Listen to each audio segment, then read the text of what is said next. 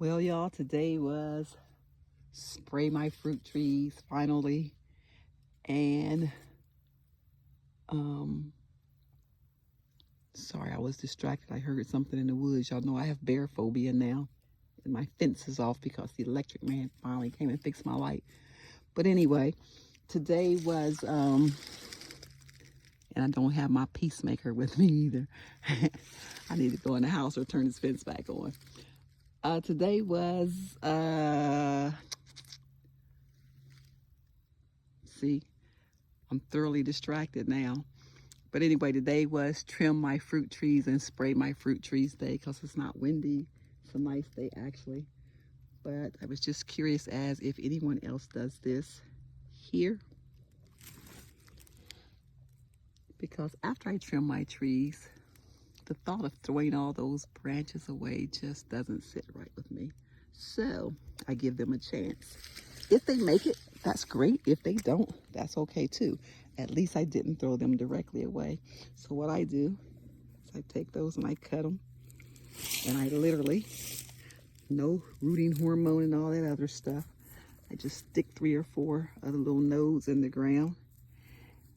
And that's it. And I know there's going to be some naysayers that say, that doesn't work. You got to put rooting hormone, or you got to put honey, and you got to do this. You got to cover them. You got to do all this, blah, blah, blah, blah, blah. I don't do any of that. And I have had 100% success. And the first time I did it was in 2022.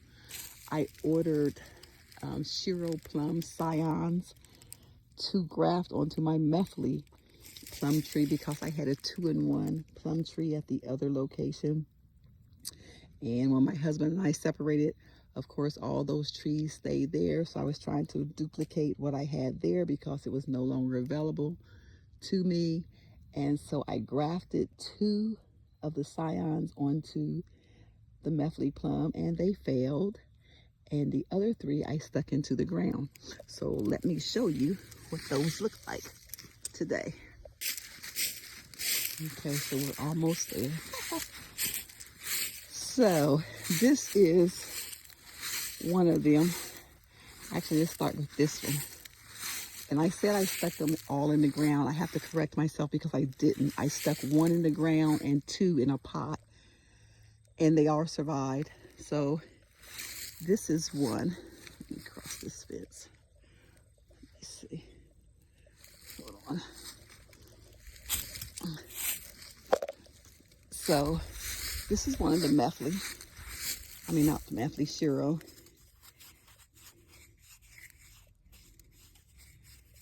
And you can see 2022 on there, February 2022. And my, I'm going to post my receipt as that little picture at the very beginning. I forget what it's called. But anyway, this thing was maybe 6 inches tall. This is all it was. Little skinny stick. And it had came off of someone's current fruiting tree. And so the only problem that I honestly can say with it is because I only had this little bit here. It branches off very, very low to the ground, which, you know, it's expected. I only had a little teeny piece, but this is it. This is one of them. And I got fruit from all of them this year for, well, one I got fruit from last year, and the other 2, in addition to the one, I got fruit from this year. So all 3 of them gave me fruit within 3 years. So that's one that I literally just stuck in the dirt, in the ground or the pots. So that's number 1. And let me get back over this fence. This is number 2. And you have the same thing. And actually today I cut one of these branches off. And they're so low to the ground. Again, it was just from here to the piece that's in the ground. And of course it was skinnier. And eventually what I'm going to do is I'm going to cut all of these off and have this tree starting a little bit higher here. Same with those over there. I'm going to take all these lower branches off once it gets more branches up ouch, once it gets more branches up high. So that is another one of the Shiro plums that I started from just a little 6-inch Scion cutting that I got off of eBay in February of 2022. And then the third one I put down here. But also, guys, I have stuck plums, Methley, and more Shiro in the ground over the years. And they're planted all around my yard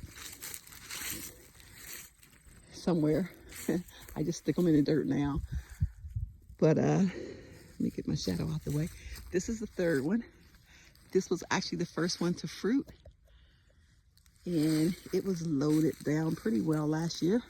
But you see here, again, it started branching way low because it had no other choice, because that was the top of the little 6-inch Scion that I planted. So it does work. And I'm not one to go out and buy all that stuff. Although I have it, I did do it. I have rooting hormone in there in my shed, and I have honey in there. But honestly, I don't find that it makes any difference. Either it's going to grow or it's not. And if it's not, it's okay. But at least I did try. Now, I have some over there off of this tree, because this tree, which is the spring satin plum cot, gave me just one plum cot last year. And when I tell you, that thing was absolutely delicious. So I went to buy another tree. And they're way, way more expensive. I wish I would have gotten two when I purchased this one, but that's okay. Because when I trimmed this one, I kept their cuttings separate. And I'm going to baby those a little bit more because I do want those. All these other trees out here, I just put them all in that bucket. And I don't care what comes up, what doesn't come up. It is what it is. But that plum cot, I really want that. And I'm hoping I'm not going to have to pay for another one. Now, for those 5 Shiro Scions that I got, I think they were $15, so like $3 a piece. I just went on to a website that I order from for 1 Shiro plum is, I forgot. I think it's $79.99 or maybe $69.99. Anyway, more than I'm willing to pay for a Shiro plum tree when I can get them for free. But this, y'all, look at this. I have so many trees flowering and budding early, and I'm really worried because I know for a fact that I have not had the coldest of the winter days that we're going to get as of yet. And I really, really don't want to lose my fruit to a freaking frost. Look at this one. I mean, it is just budding like crazy. Let's see if you see that. It's budding out. And I'm really getting concerned because I'm excited about having all of these trees finally fruit. But I don't know. Oh, and then let me tell y'all about a mistake I made. I don't think I told you about this. So, you know, everyone uses Surround to spray on their trees. And I looked up Surround. It is sulfur. It's the main ingredient. From what I saw, is mostly sulfur. I burn sulfur all the time. So I have bags and bags of sulfur. So I thought, I was spraying my trees with diatomaceous earth. And I still do. I put it in a spray bottle and spray with diatomaceous earth. So I mix sulfur with the diatomaceous earth. Yeah, I'm not measuring, y'all know me. I'm just dumping some stuff in there and mixing it up. Well, anyway, all of my trees was receptive to it, very much so, except for 2. Just 2. This, my Lee Jujube, or Jujube. I say Jujube because I like Jujube. My Lee and my honey jar jujube trees was loaded with fruit until I sprayed that sulfur on it. So this year, I must remember, no sulfur on my jujube trees. Not gonna ramble this time, y'all. I just wanted to show you what I was doing with those branches that I was cutting off and sticking scions in the ground. And look at my Japanese loquat. That thing is so pretty.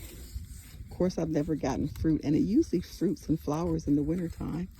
And it looks like it's going to do it again this year. But it's too cold here, so I don't get anything off of it. I haven't yet. But I just got it because I love those flowers, those leaves. Look at those leaves. Beautiful. That's a beautiful tree. So that's my Japanese loquat.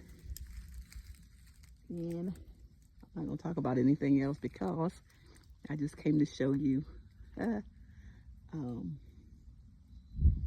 my unconventional methods of producing more fruit trees. But maybe I will show you one more thing. Hold on. Okay, so you can see I have my citrus trees, 3 of them. The sugar bell down there in the white, and the owari here. 10 degree, no lights, no wrapping. And the ruby red I have wrapped.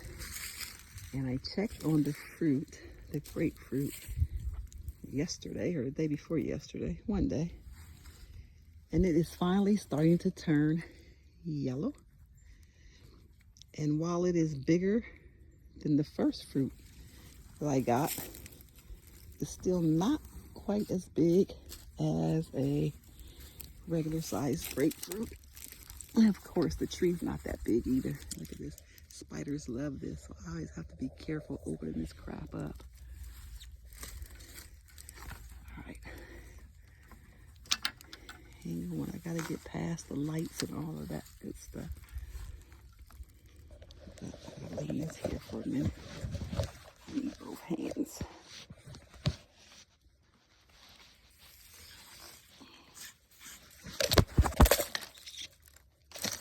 Oops. Okay, that's good enough, I guess. So y'all see I have my lights on here. And then here is my lone single ruby red grapefruit. Starting to turn yellow. Still got quite a bit of green. And it's slightly soft, but not really. But I can push in on it. So I'm thinking maybe by December. If I'm not mistaken, it was in November last year when I picked these grapefruit. Or it might have been my lemon. I'm not sure. But anyway, that's my ruby red. You see, it's got a nice size to it, but it's not like the full size grapefruit yet. All right, y'all. I said I wasn't going to ramble this time. And so with that, I'm out. And as always, thanks for watching.